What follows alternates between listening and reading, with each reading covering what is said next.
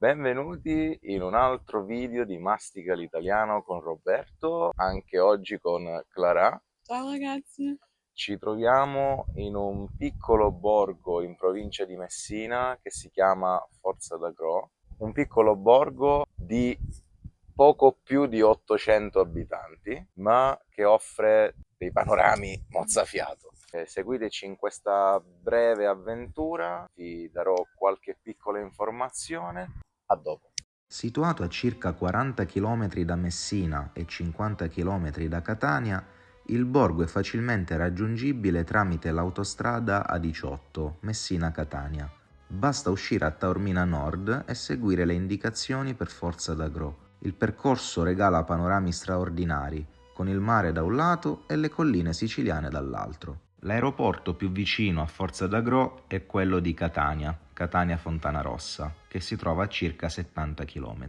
Andando in treno, la stazione ferroviaria più vicina è Taormina Giardini, ben collegata con Messina e Catania tramite treni regionali. Da qui è possibile proseguire verso Forza d'Agro in autobus o taxi. Quella lì è la Calabria.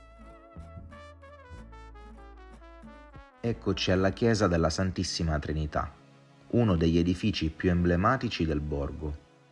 Risalente al XV secolo, si distingue per la sua maestosa facciata in stile normanno e per gli interni finemente decorati.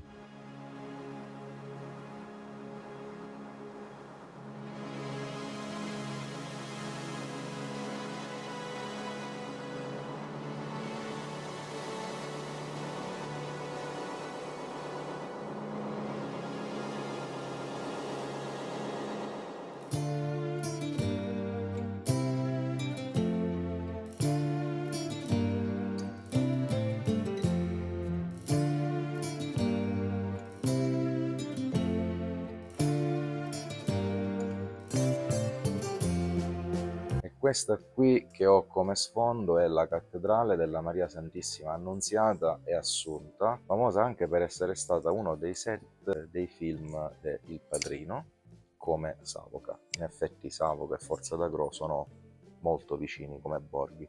Percorrere le strette vie acciottolate del borgo è un'esperienza affascinante, un viaggio tra scorci suggestivi, balconi fioriti e angoli nascosti ricchi di storia. Ogni passo svela un pezzo di passato, tra botteghe artigiane e pittoreschi cortili che sembrano sospesi nel tempo.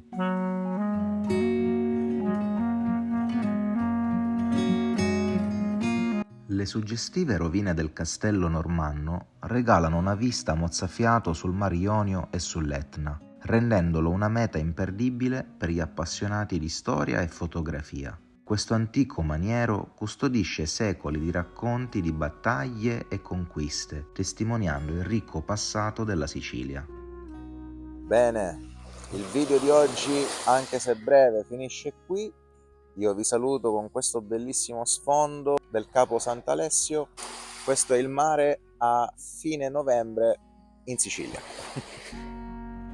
Ciao a tutti, mi raccomando iscrivetevi e ci vediamo al prossimo video.